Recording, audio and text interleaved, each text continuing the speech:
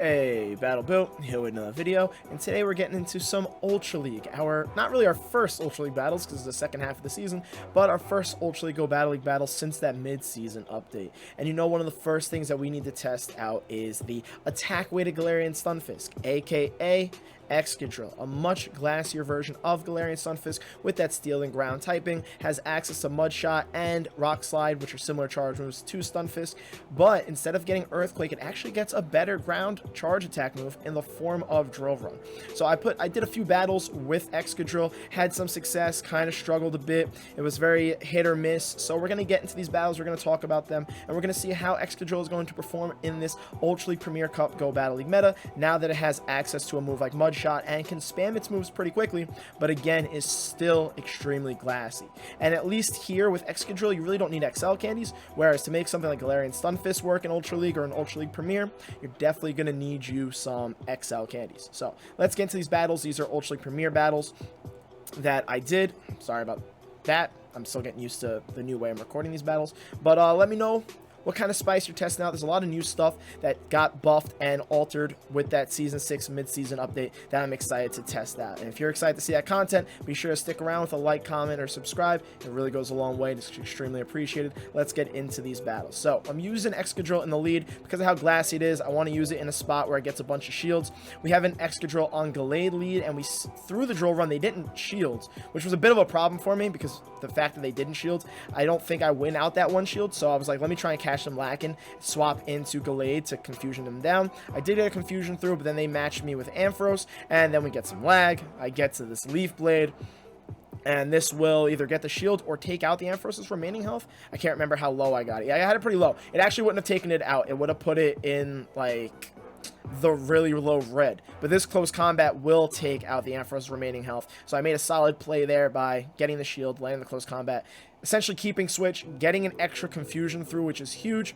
And now I do have to be careful of Gallade because close combat will be super effective on Excadrill, and Leaf Blade would be super effective on Swampert. So I go with Excadrill here just because it's going to do more damage. And then their last Pokemon here is a Venusaur. So I'm a bit worried. This isn't the worst situation for Excadrill, but this is a terrible situation for my Swampert. So what I want to try and do is build up, and I need to land 3 drill runs in order to take this thing out, which is a positive of having Excadrill over something like Galarian Stunfisk, where it's going to have to get to Earthquakes to take out a Venusaur. Maybe it can land the Rock Slides, but yeah, I tried the sack swap Swampert there. Didn't go too well, but they didn't get a bunch of extra farming. So this isn't the worst thing in the world. I'm going to get off 2 more drill runs here.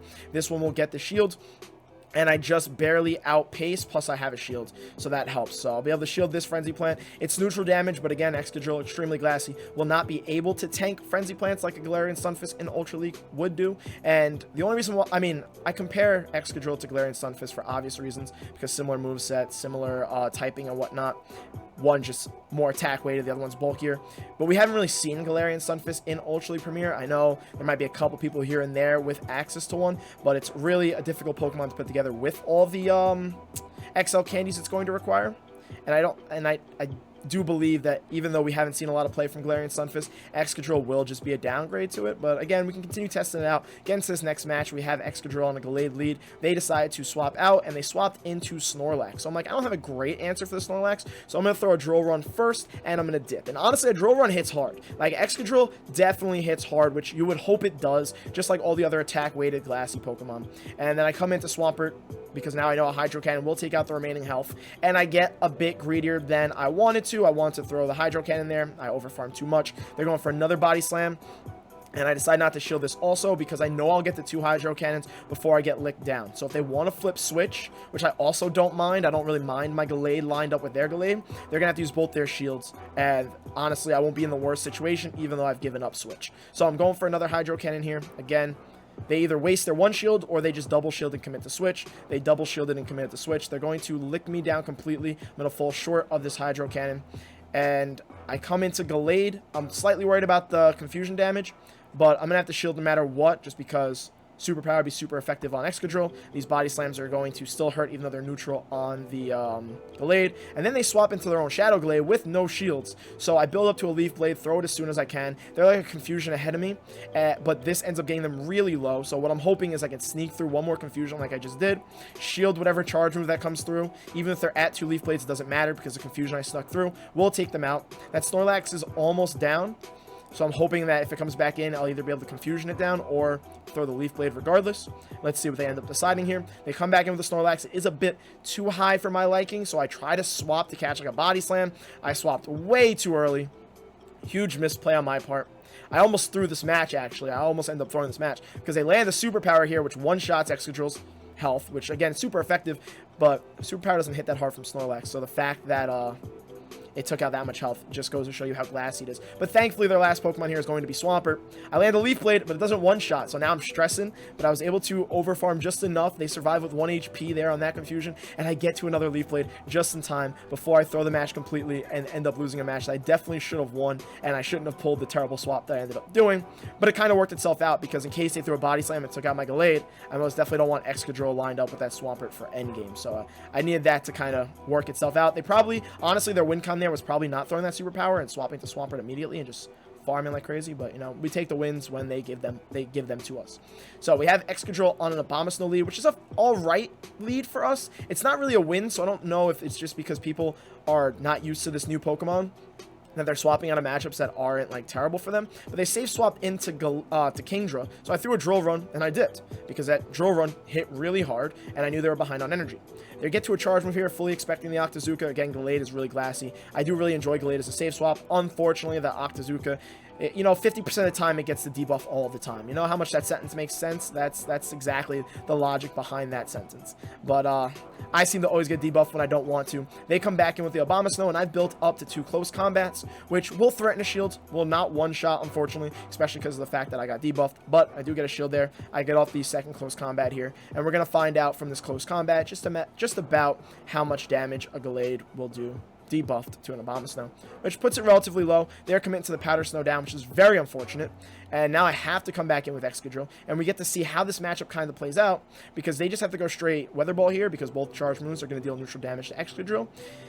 Oh, they actually go for the Energy Ball. They didn't need to do that, but I guess, technically speaking, if you want the defense debuff, you can go for it there too. I think they're very similar DPE, and for the defense debuff, the Energy Ball is sometimes worth it if you don't think they're going to shield. But if I would have shielded that, would have been a big play. But you saw how much that Energy Ball did, and that was neutral damage. They then go for another charge move here. I don't have a choice but to swap with Swampert, being taking double super effective damage from Energy Ball, especially because I'm really not counting. And then they swap it to a Toxicroak, which was a questionable time to swap. I don't know if they were expecting me to try and farm their Abomasnow, but now because of that, I know Swampert can survive these counters and survive a single Mud Bomb. So I'm in a positive spot here where I'll survive this Mud Bomb, get off back-to-back Hydro Cannons, and end up winning this match too because of that play. I'm pretty confident I win this match no matter what. If they don't pull the swap and I just land, yeah, because if I just land the Hydro Cannon on the Abomasnow, they come in with Toxicroak endgame, I land an Earthquake. And that's, honestly, you can, in Ultra Premier, you typically want to be running Sludge Wave for all the Togekiss you're going to run into. Thankfully, or Charmers, really. We didn't really run into too many Charmers here. We do have Excadrill, which has a Steel typing, but again, it's so glassy that even the resisted Charms hurt a bit. And then Gallade's going to take really poor damage from Charm. Thankfully, I didn't come back to bite us in this set at all, but I would definitely recommend Sludge Wave on your Swampert. I had just recently used Swampert in Open Ultra, and then just completely forgot to TM the move off, which is why I'm running Earthquake, but I would recommend Sludge Wave. Now, getting into this next match, this is like the really first positive lead we have here, because we can survive a Dragon Claw. I am going to shield this first one, but we win the no shield situation and the one shield. The two shield is iffy just because, again, even with Excadrill being a Steel type resisting all these Dragon Breaths, it's so glassy, it's taking way more damage from these Dragon Breaths that you would prefer. And I am throwing super effective Rock Slides to the Dragonite. They decided to shield both of these.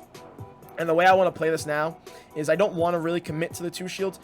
I'm going to commit to like the one shield on my end, let a Dragon Claw come through, and then they pull off a really good, well, not a really good swap, it was a bit early, and then they bring in a Kanto Muck. And this is the one match you're going to see all set, where Excadrill really just goes off just because of a huge misplay there, and I can now swap into Swampert and just commit to a complete Mud Shot down. It's a regular Kanto Muck. The Thunder Punches are going to be resisted, the Dark Pulses are going to be stabbed, they're not going to hurt hard. Poison Jab does not generate energy that quickly. Dark Pulse does not do enough damage to stress me in any way, but that Dragonite does have a decent amount of health because they shielded both of the Rock Slides, and I don't have Sludge Wave, which this is one of those situations where actually I do prefer to have Sludge Wave, but because I farm so much, we're going to be fine. We could spam 3 Hydro Cannons, we'll take out the Dragonite, and then we'll see whatever their last Pokemon in the back is. I remember this match being pretty straightforward. I think Excadrill really went off in the beginning half of this match, and then Swampert clutches out the ends. The two Mud Boys, even though, you know, stealing ground in Excadrill isn't mud. I know. I just, you know, every time I see a ground-type Pokemon and it's doing ground-type damage, it just seems like mud to me, so I apologize. But, Excadrill, I'm kind of iffy on. Oh, they come into Excavalier. I do end up using Gallade here, because with the confusion damage, 1 close combat will be enough to get it low enough where I'm not worried about it. Excadrill is interesting in the Ultra League Premier meta. I do think there could be better team comps to use around it. I might not have used the best team comp here. I tested out a few different things. I was trying to get something to stick. This ended up being the team comp where I kind of went 50-50 with, and I showed you a majority of the strengths. This isn't this isn't from one set of 5 battles. This is just a collection of battles I think highlighted Excadrill well, and then this last match goes to show like a very big weakness of it, because I want you to get the information. I don't want you to see matches where I just get straight up hard countered and aren't very telling of Excadrill's potential abilities in this meta. I want you to see its strengths, and then obviously I do want to go over its weaknesses just to make this as informational as I possibly can. And Excadrill doesn't have a ton of positive matchups, and even its wins are relatively close just because of how glassy it is. I think maybe with a bulkier team around it, I put together a really glassy team, which wasn't like the most genius idea. I just wanted to see how much damage I could potentially do, potentially do with this, with a team comp like this. It's very spammy and should be able to get shields. And this is also another matchup where you really want Sludge Wave. Thankfully, my opponent doesn't know what my moveset is, so I essentially go for 3 Hydro Cannons, and I get a shield like I'm running Sludge Wave. Like, I get the shield right here, and I'm able to get another Hydro Cannon off. You gotta love having a Pundo Ultra League Swampert with that increased defense, the amazing overall stats. I forget the exact IV of it, but it is a rank 1, which is always beautiful to see.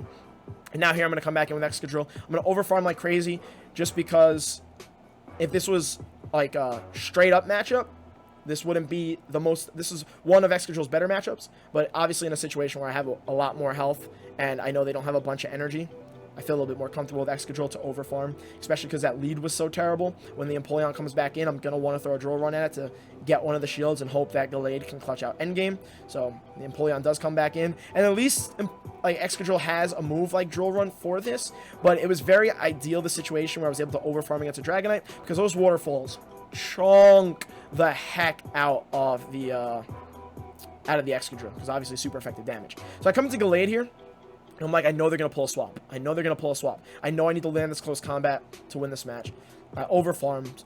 They still pulled the swap. GG's. Highly skilled opponent. Made a really high IQ play there, knowing that I would overfarm and then catch the close combat. If I land the close combat and then go like close combat or go Leaf Blade on this Kingdra, I might be able to win this match, especially because Excadrill has some health in the back. But once I don't get rid of the Empoleon, and I have the Empoleon alive still on my Excadrill, you'll see right here how much these waterfalls do. So I really need to land that close combat, then potentially could have outpaced the Kingdra to a charge move and won this match, but this was just a really high skill play by my opponent. And that is a set of 5 battles highlighting Excadrill. I do believe that it has some solid play. I'm sorry, I'm trying to not have blank screen there. I just feel like it looks better, at least with that image there, even though we're kind of staring at really nothing, just my loading screen. But I really do feel like Excadrill has some play, maybe on a much bulkier team.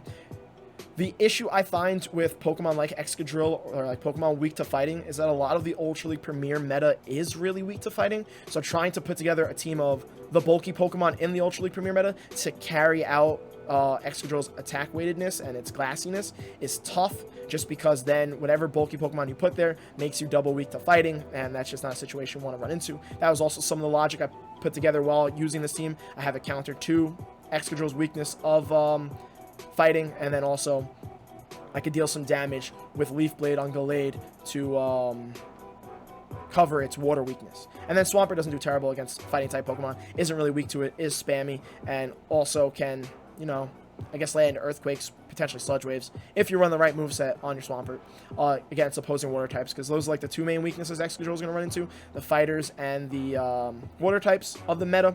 But overall, I wouldn't say I wasn't like, I want to say I was slightly impressed. It's extremely spammy. It does a lot of damage. Let me know what team comps you would pair with it. Let me know what you thought of Excadrill in these battles. I'm sure if I put a little bit more time in that I could maybe figure out a better team comp with Excadrill, but I also want to get you guys as much of the content as I possibly can, and I really want to highlight the Pokemon itself. Sometimes I recommend my team comps I put together. Sometimes, I'll be honest with you, and they won't be the best team comps in the world. I don't think this one was a terrible one. Again, like I said, it covered Excadrill's weaknesses, but the team is very glassy, and Excadrill's really glassy. So you really need to figure out what bulky Pokemon you can pair with it while also covering its weaknesses, which isn't the easiest thing in this meta. But now I kind of feel like I'm repeating myself. So on that note, let me know some of the other Spice Pokemon and other updated moves Pokemon that you want to see. I'm going to try my best to get to as many of them as possible, potentially put together better team comps with those specific Pokemon. And on that note though, those were a set of 5 battles I feel highlighted Excadrill strengths and weaknesses pretty well. It's not the most amazing thing, it's not core breaking, but I think it could definitely have some success in some Ultra League Premier Cup Go Battle League battles. And on that note, please don't forget to like, comment, subscribe, and I will see you all in the next video.